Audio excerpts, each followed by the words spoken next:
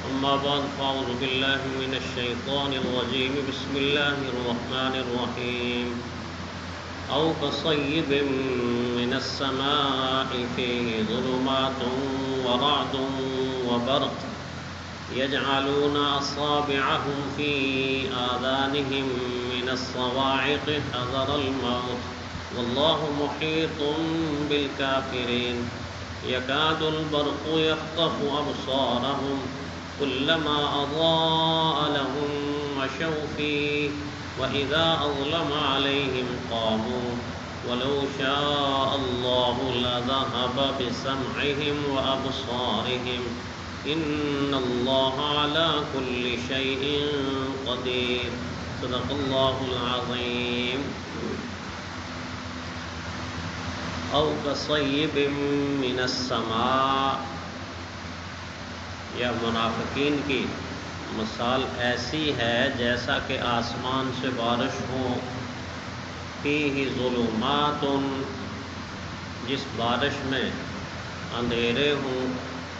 ورعد وبرق اس میں گرج ہو اور بجلی ہو یجعلون اصابعہم فی آذانہم تو کرتے ہیں اپنی انگلیاں اپنے کانوں میں من الصواعق کڑک کے ڈر سے حذر الموت اور موت کے ڈر کی وجہ سے واللہ محیط بالکافرین اللہ کافروں کو گھیرے ہوئے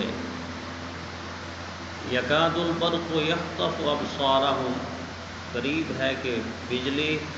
ان کی آنکھوں کو اچک لے یعنی لے لے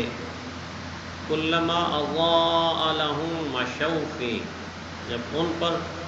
بجلی چمکتی ہے تو اس کی روشنی میں کچھ چلتے ہیں وَإِذَا أَظْلَمَ عَلَيْهِمْ قَامُوا جب ان پر اندھیرا چھا جاتا ہے تو ٹھہر جاتے ہیں وَلَوْ شَاءَ اللَّهُ لَذَهَبَ بِسَمْعِهِمْ تو اگر اللہ چاہے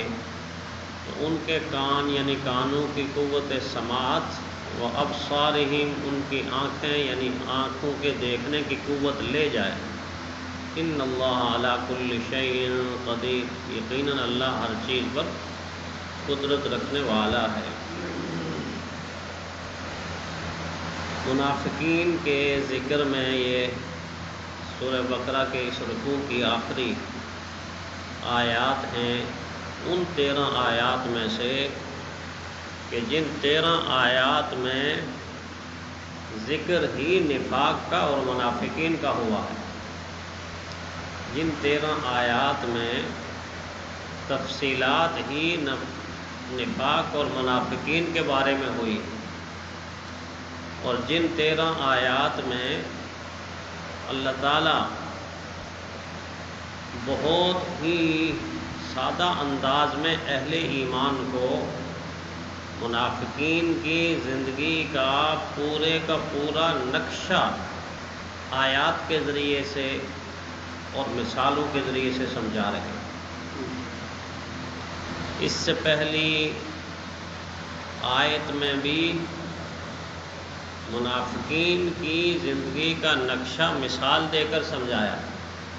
اور میں نے عرض کیا تھا کہ جہاں بات کو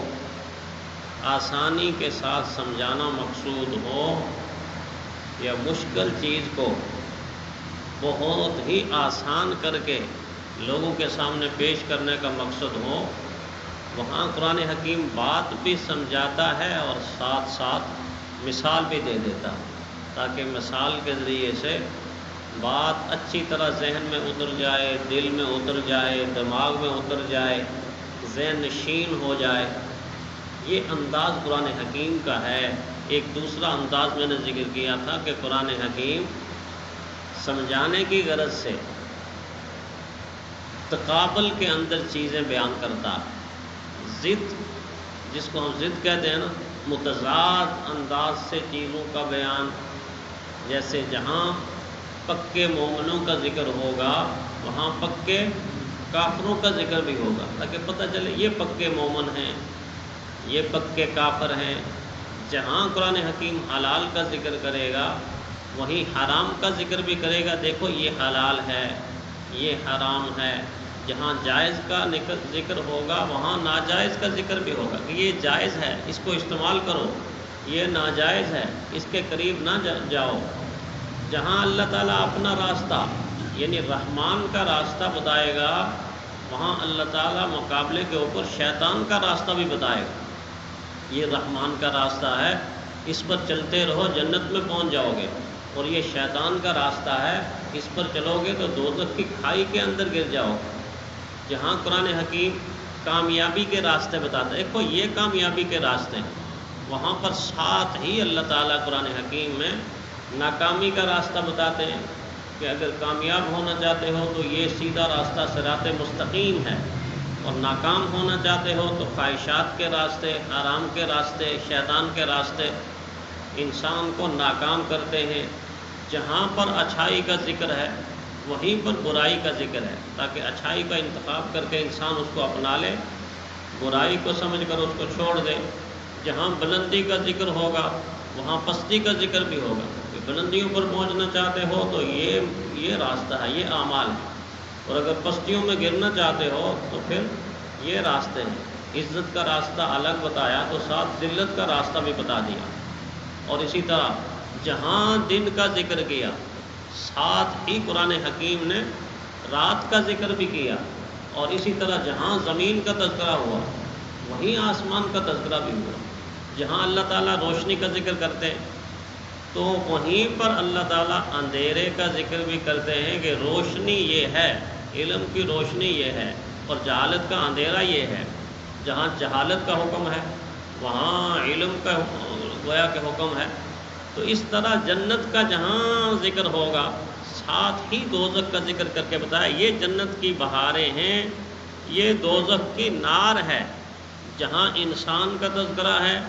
ساتھ ہی جنات کا تذکرہ، ایسے انسانوں کا ذکر آیا، ساتھ ہی قرآن حکیم نے جنات کا ذکر بھی کر دیا کہ یہ بھی ایک مخلوق ہے۔ جہاں پر موت کا ذکر ہے وہیں پر زندگی حیاتی کا ذکر ہے۔ اسی طرح جہاں پر آخرت کا ذکر ہے وہاں پر اللہ تعالیٰ دنیا کا ذکر بھی کرتے ہیں۔ جہاں مخلصین، مسلمین، متقین کا ذکر ہے وہاں کفار و مشرکین اور یہ منافقین کا ذکر بھی وہیں۔ پہلے متقین کا ذکر پڑا، پھر کفار و مشرکین کا ذکر پڑا، اب ان 13 آیات میں منافقین کا ذکر۔ تو کتنی آسانی کے ساتھ قرآن حکیم بات کو سمجھا رہا ہے، اور قربان جائے اللہ کی ذات پہ کہ ایک مثال کافی تھی سمجھنے کے لیے، اہل علم کے لیے اور سمجھ رکھنے والے انسانوں کے لیے۔ ایک پہلی یہ مثال جو پچھلے درس میں ہم نے پڑھی یہ کافی تھی، لیکن اللہ تعالیٰ جانتے تھے کہ نہیں، کچھ لوگ ایسے ہوں گے جو ایک مثال دینے کے بعد پھر حماقتیں کریں گے، پھر بیوقوفیاں کریں گے، پھر نادانیاں کریں گے، پھر منافقین سے نقصان اٹھا لیں گے۔ تو اللہ تعالیٰ نے ایک مثال کے ساتھ پھر دوسری مثال دے دی۔ اچھا، اس سے اگر نہیں سمجھ پائے یا یہ سمجھنے میں تم بے پرواہی کر گئے ہو تو آنے والی مثال کے ساتھ سمجھ لو کہ منافقین کی زندگی کس کرب میں، کس دکھ میں، کس تکلیف میں، کس اذیت میں اور کس تذبذب کے اندر منافقین کی زندگی گزرتی۔ منافق کی زندگی میں ٹھہراؤ نہیں ہوتا، سکون اطمینان نہیں ہوتا، چین قرار نہیں ہوتا، سرور لذت نہیں ہوتی، راحت نام کی کوئی چیز نہیں ہوتی۔ بظاہر وہ نظر آتا ہے کہ جیسے اس سے زیادہ خوشحال آدمی کوئی نہیں، اس سے زیادہ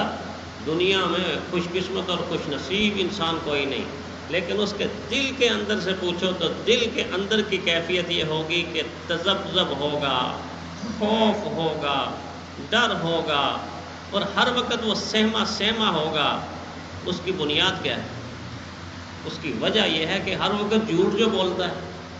منافق کی زبان پر ہر وقت جھوٹ ہی جھوٹ ہوتا ہے۔ ایک جھوٹ بولتا ہے پھر ڈر لگ جاتا ہے، اوہو کہ فلاں کو نہ پتہ چل جائے، اس کو نہ پتہ چل جائے، اس کو نہ پتہ چل جائے۔ اور جب جھوٹ کا تھوڑا سا کسی کو پتہ چلنا شروع ہو جاتا ہے،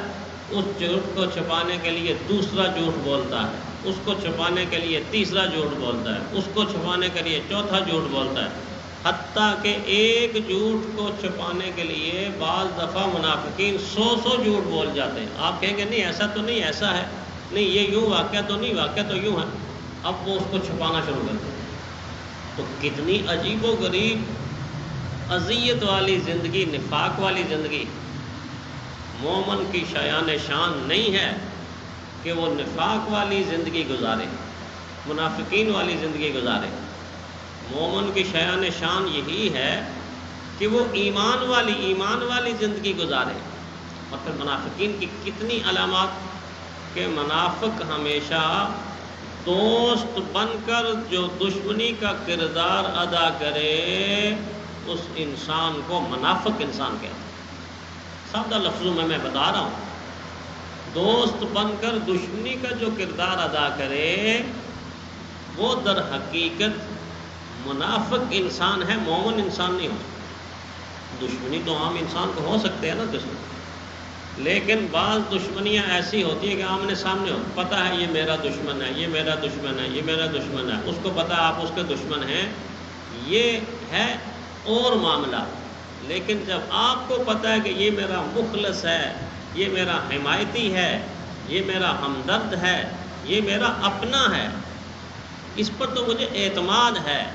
اتنا کچھ ہونے کے باوجود اگر وہ آپ کو نقصان پہنچاتا ہے تو وہ مومن کہلانے کا حقدار، وہ منافق ہے. یعنی دوست بن کر دشمنی کا کردار ادا کرنے والے کو منافق کہتے ہیں، ہمدرد بن کر بے دردی سے ذبح کرنے والے انسان کو منافق کہتے ہیں، اور اپنا بن کر اجنبی کا کردار ادا کرنے والے کو منافق کہتے ہیں، اور فائدہ دکھا کر نقصان پہنچانے والے انسان کو منافق کہتے ہیں. اور قسمیں کھا کر اپنی بات کا یقین دلانے والا انسان دراصل منافق کہلاتا ہے. مومن کو اول تو قسم کی ضرورت ہی نہیں پڑتی. ہاں اگر کوئی کہہ دے یار واقعی صحیح کہتے ہو قسم کھاؤ،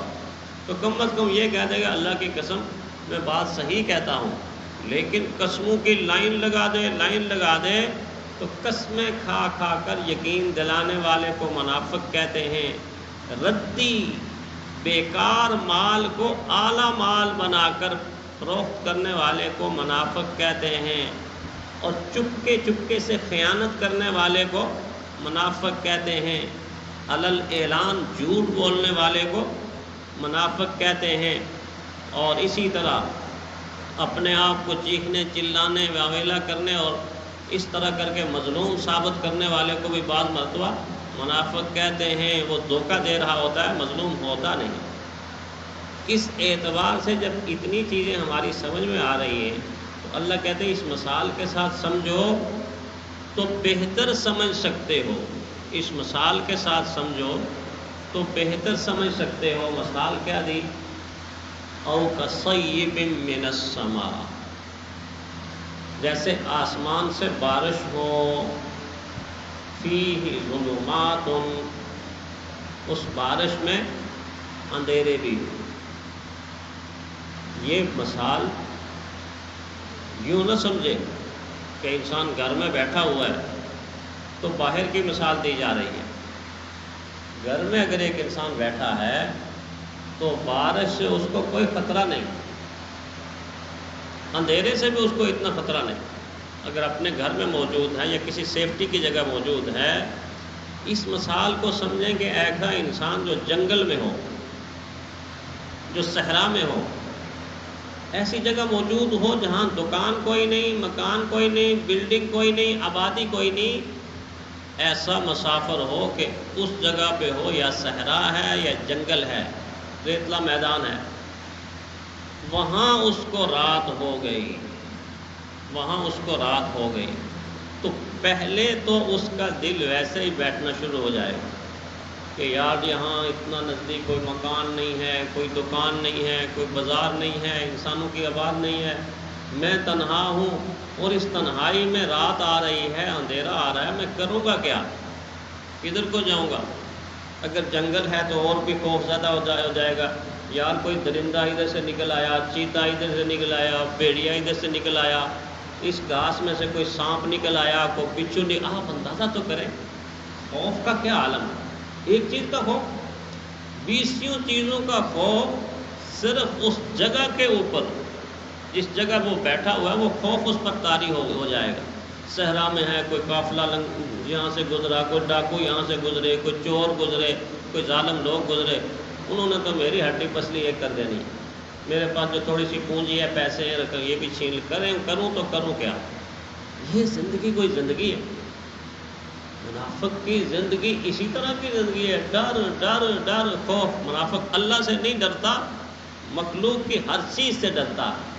مومن مخلوق سے نہیں ڈرتا، صرف اللہ سے ڈرتا ہے، ایک خوف خدا اس کے دل کے اندر ہوگا۔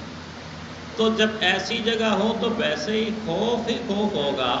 اب اس خوف کے اندر اللہ تعالیٰ دیکھ لیں کتنے زوردار انداز میں، او کصیب من السماء، یا آسمان سے پھر موسلا دار بارش شروع ہو جائے۔ پہلے ہی 20 خوف تھے،